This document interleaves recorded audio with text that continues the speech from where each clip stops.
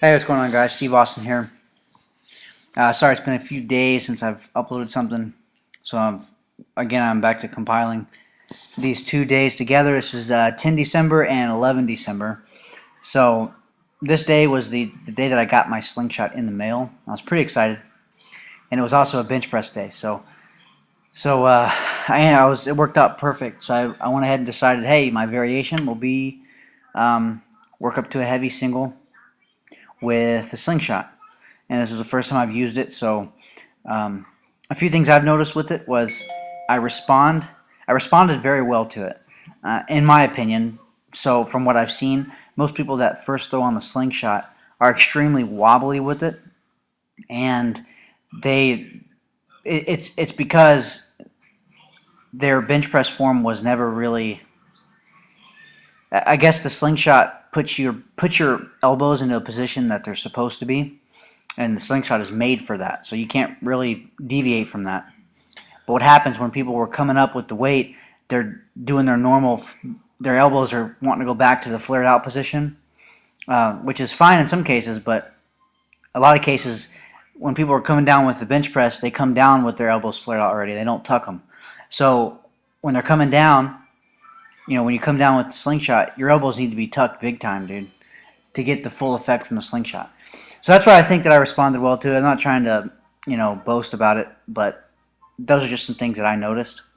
It just felt really natural, and I loved how I was able to overload the very top half of the bench press. So I think that this is gonna get me to my 315 bench press goal very quickly, if not by the end of this year, actually. So that'd be really cool. And then so the next day I decided to do some deadlifts, and I've been feeling really well lately, so I've been doing a lot of max out work. So, and then following it with dynamic work. So I I ended up deciding to do a banded deadlift off of a deficit. And like I said a few times before, I don't have the right rack or the right setup for true banded deadlift work. So I had to makeshift this way, and this is kind of the best way I found. If I put the bands if I put the bands to one notch lower on a deficit, every time I come up, I'm lifting up the rack with it because my rack isn't mounted to the floor.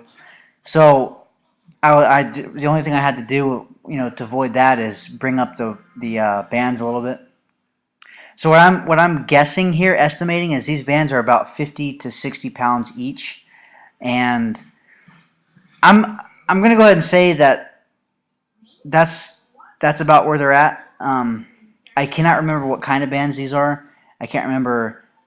These are about 4 years old when I bought them. So, or it was 4 years ago to now when I bought them.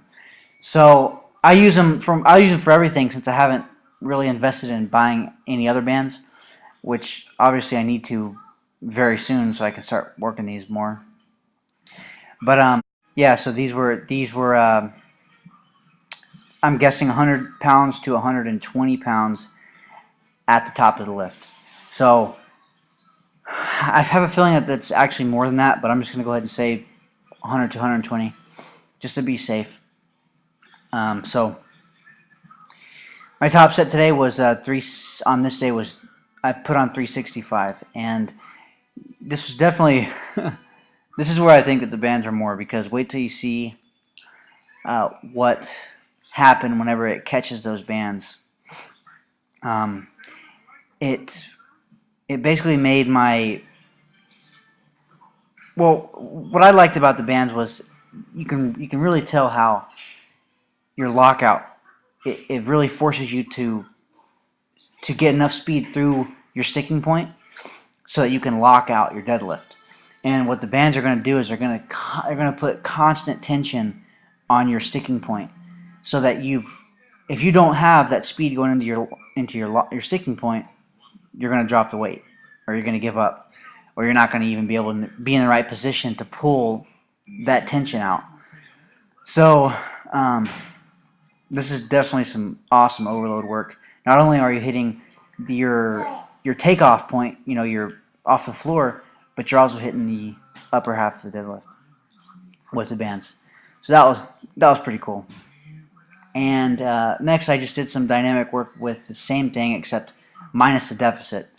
And this was kind of cool because I felt like my form was super on point because I was able to find a better. It just seemed like I had a better leverage after going from the deficit to the floor, and that was something cool because I was able to really get my find out just how much power I had in my conventional stance.